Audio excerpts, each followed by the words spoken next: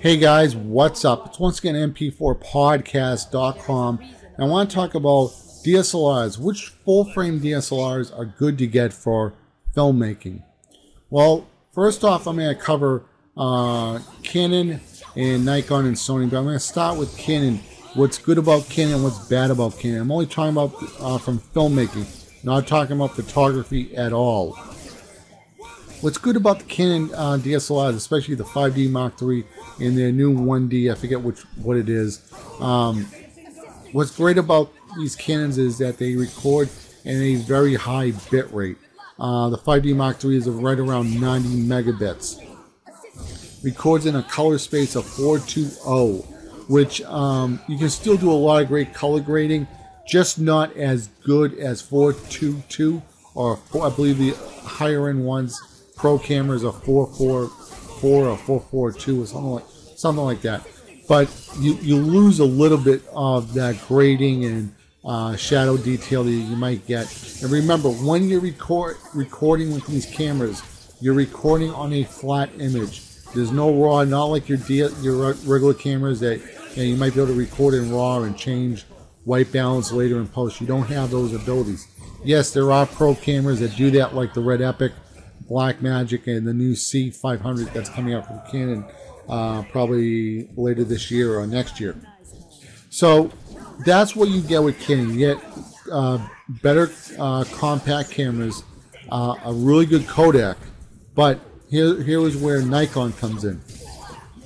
Nikon, the D600, a lot of people are saying is better for video than the D800.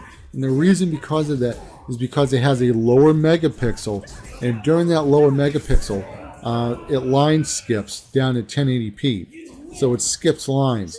And the less megapixels that it has is actually better for video than getting down to 1080p because you're downscaling. Sony does that, and Nikon does that. Panasonic uses a different algorithm that doesn't get aliasing and moire, but I'll try to leave a link to another post that talks about that. But that's another video for another story. Now, what is really good about this is that with Nikon and Canon, you're going to get the 422 color space. You're going to be able to grade a little bit better. You're probably going to be able to pull more detail out of the shadows and out of the highlights. And Nikon right now and Sony, they are, in my opinion, is they do have better sensors than Canon. Even though Canon is the biggest camera company in the world, remember, Sony makes sensors for all the companies. They make, of course, their own sensors. They make the Nikon sensors. They make the Pentax sensors, the Ricoh sensors. Olympus is starting to use them. Panasonic even makes their own sensors, and they sometimes use Sony. And I don't even know. I think the iPhone is a Sony sensor. I could be wrong about that. But there's a lot of R&D and a lot of money going into Sony to advance in sensors. So where there's such a big company making all these different cameras for all these other companies, that's the strong point of Sony, is that they have that money to keep on investing, to keep on making better sensors. So with Nikon, what you get in Sony is you get, now remember, you're going to have to put this on a rig, and you're going to have to get an external recorder that's HDMI out, and those external recorders can go up to $1,000, okay? And they are hard drive based. So I wouldn't recommend running around with them. If you're doing some action shots, maybe you could, maybe you can't. I don't know. It's a hard drive. It's spinning. Maybe if you got a solid state drive, you would be safe. And you also have to get a very good rig that clamps onto the SD cable, because you don't want that not the SD cable, the HDMI cable coming out, because sometimes they do fall out. So they have these cases that clamp on, and it pinches the cable. Now, another thing I want to talk about is the Sony system with the NEX cameras. If you go with the FS 700 camera, if you get the alpha adapter, the Sony cameras are really good at autofocusing with the NEX cameras. And the NEX cameras are those little tiny little cameras, but there's a pro line to Sony cameras, the FS 100 that goes for around $5,000, and the FS 700 that goes for around $900, and then there's the F3, I think, which is $1,300.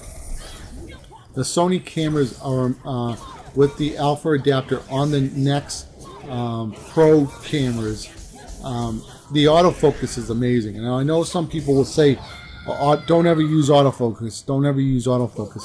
I'm going to leave a link in the description box to a video where a guy uses autofocus, and he's a pro cameraman, and he was tracking this dog, and this dog was running hard, and this thing stayed in focus. Now I know autofocus isn't perfect, it's not always preferred, but however, sometimes if you're doing this, maybe have one camera that's autofocus and have another one, if you have two cameras, you got a team working together, have one guy doing manually. Sometimes you can get away with autofocus, but be careful when you do use it. Overall, if it was up to me, I would maybe go with the Canon system, and then if I went with Sony, I get the Canon adapter on the Sony cameras. The Nikon lenses, the new ones that don't have the aperture ring, you're going to have to see if you can get an adapter where it would tell you where the f-stop is if you're going to use a light meter. So once again, guys, this has been mp4podcast.com. I hope this video has helped you out, and if you enjoyed this video, please subscribe to the channel. Take care. If you have any questions, leave a comment below. Later, guys. Bye.